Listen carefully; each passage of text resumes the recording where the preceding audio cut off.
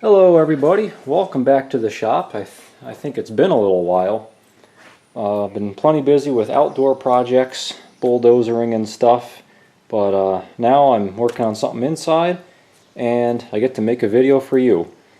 What we have on the table today, on the operating table, is the center portion of a clutch pulley, Oilfield engine clutch pulley. And I'm relining the friction material. This area here is where the friction material goes, and you can see I've already put some material on over here. And it's a fairly simple process. I have another video that I put up a couple years ago about relining a Northwest Model 25 brake band, and it's pretty much the same concept, but there's a little bit different, slightly different technique, I guess, or tools. And I figured I'd make another video. So what I'm working with is some friction material that I bought from McMaster Car. There's a variety of different materials they have available. This is, well, they have a couple different friction ratings. I forget what this one is, but this is the heavy duty stuff. And the only reason I got the heavy duty, it's heavy duty because it has little brass wires in it. I don't know if you can see some brassy looking stuff there. But the reason I bought this is because it just happened to come in the right shape and size. The other material was just like sheets that I would have to cut strips out of. Anyway, it seems to work. I'm sure it'll work just fine. You notice I'm wearing gloves, which is a rarity. I did 2 of these sections last night and my hands were just ridiculously itchy, so there's some fiber in here that's quite irritating. So I'm wearing gloves. Not all friction materials like that. And then also from McMaster, got some special split rivets.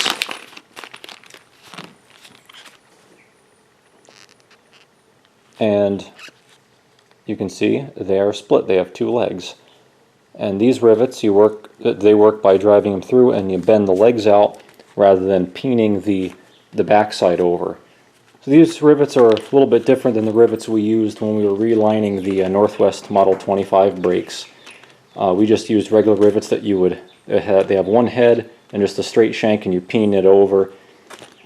We did that because the lining or the backing band was just flat, and you could easily put a support behind it to hold the head of the rivet and then get at the other end of the rivet to peen it over with a ball peen hammer.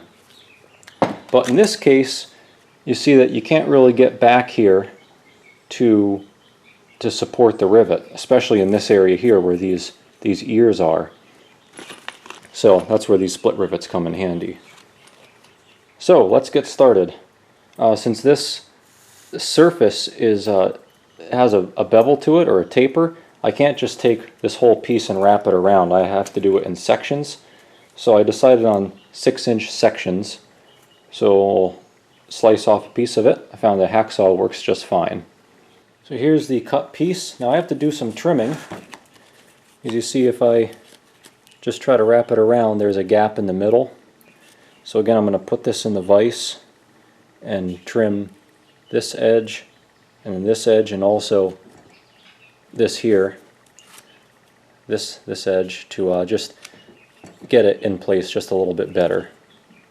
Now the next thing to figure out is the hole location.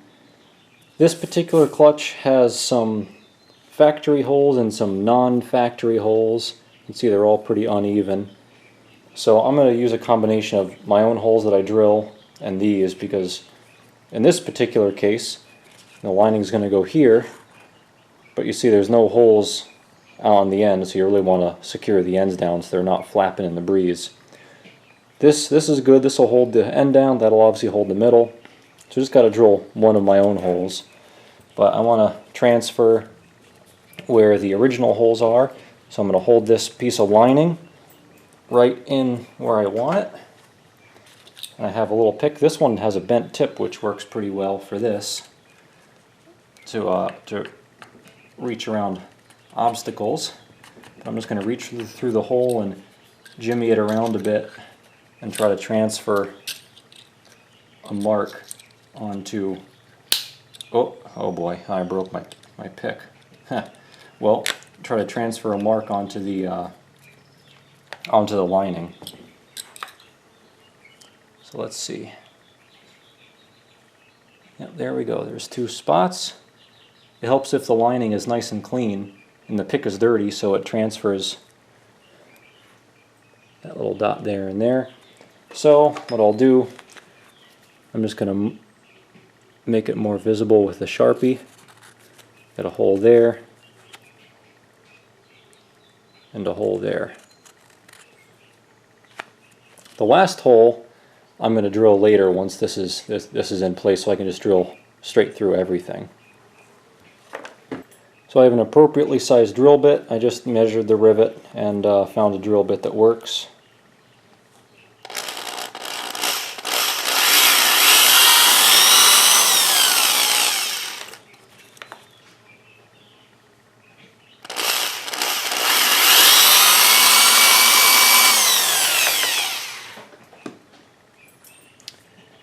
There we go, got holes, but we're not ready to mount it yet because we need clearance on the friction side, on the grabbing side, for the rivet head. If we just put it in as is, those rivet heads are going to hit before anything else. The heads are going to wear off. So we need to countersink these holes to provide clearance for the rivet head.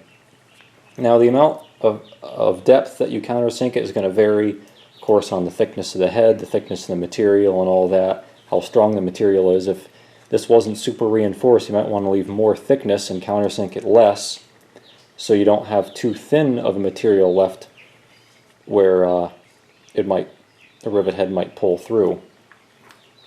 Now there are special countersinks you can buy. McMaster has a bunch of different countersinks, but I didn't feel like buying one and waiting for it to come in, and I just made one perfectly fine out of a drill bit. I just measured the head of the rivet. I selected a drill bit about the same size or maybe slightly larger, and then I just did a special grind on the tip, just like that. So I ground away the middle, so the middle part is the same diameter as the hole, roughly, so that's my guide. And I tried to knock off any sharp corners because I don't want the middle part to drill at all. And then I tried to leave a nice 90-degree angle between the center point and what will be the cutting edges, which are perpendicular to the axis of the drill. And then I gave it a little bit of a bevel so it would have an edge to cut. And it works great. If this is tougher material or whatever, you can of course put this in a drill or a drill press, but I find for this stuff just doing it by hand is perfectly suitable. So I just give it a couple twists, or maybe more than a couple. There you go, I'm not done yet, but you can see it's doing its job. So I'm going to go a little bit deeper. I've been going roughly half the depth, and I think that's suitable. Alright, we're pretty much ready to go. These split rivets happen to have the legs a little bit wider than the shank, so I'm scrunching these down just a little bit to make it easier to install. So I'll take my lining, line up the lining, and put the rivet in. I'm making sure to put the rivet in with the slit point going up and down rather than side to side, because it's going to be a lot easier to get a tool back here to peel these legs apart. Put the rivet in there.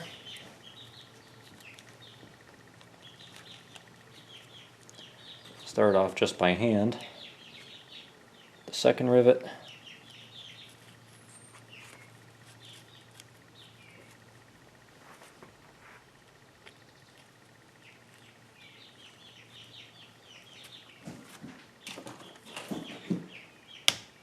That one's not quite aligned. We'll make it aligned. There we go. So now they're loosely in place. Take an appropriately sized punch. So now we're looking on the inside of the lining. You can see the tips of the rivets sticking out. take a little pokey thing, get it on a leg, tap it apart.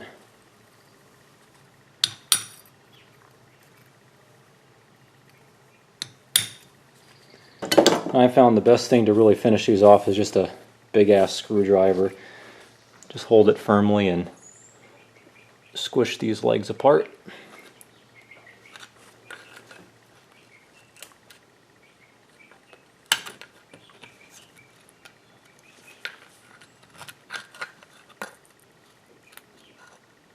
Now the last thing to do is get this tail down. So I'm going to hold down the tail gently with some vice grips just to keep it in place. That looks good. Take that same drill bit, choose a spot not too close to the edge of course, but not too far away, keeping in mind the size of the rivet head and everything. Go for it.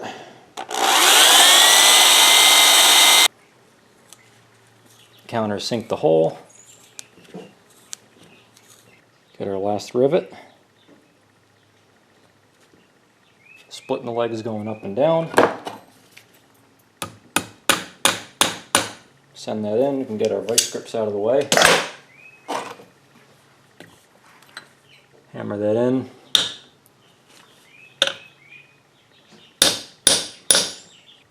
Here's a closer up look at the countersunk heads. See, that one's countersunk nice and deep. This is the last one I did. It's fairly shallow. I definitely could have given that a couple more spins with the countersink, but I'm not too concerned about it. It is below the surface, and who cares, whatever. So that's it. See that by chamfering the edges, it lines up fairly well. There's a little bit of a gap there. I could have massaged that a little more, but it really doesn't matter. And again, because of this cone surface, the top middle sticks up a bit, like there, and then near the edge it goes down. So after I'm all done, I'll take a saw and trim that stuff off so there's no interference issues. So that's it, ladies and gentlemen. Thanks for watching. I hope this helps out some of you guys and gals out there in old oil field engine land or clutch land or brake land or whatever. Really quick and simple and easy. And that's really all there is to it. Don't forget McMaster for all your parts and pieces. I love McMaster. Sometimes they're a little pricey. Sometimes they're not. You always get the stuff really quick. They're in New Jersey, I think. I'm in Connecticut, so I always get parts and pieces the next day, maybe sometimes 2 days later. Very fast. Anyway, that's it. I'm going to finish putting this together and I'll have a nice clutch ready to go. I don't have an engine for this to go on, but I'm sure that'll change at some point in the near future. Thanks for watching, everybody. Make sure to hit the thumbs up if you enjoyed this and hit the subscribe button down there below. I also, down in the description, I have a Patreon account and a email that you can donate to if you really like these videos, you like living vicariously, and you want to help put beer in the, put engines in the garage. And I would really appreciate that. But if not, if you just want to watch videos, go for it. And thanks for watching, and come on back for more.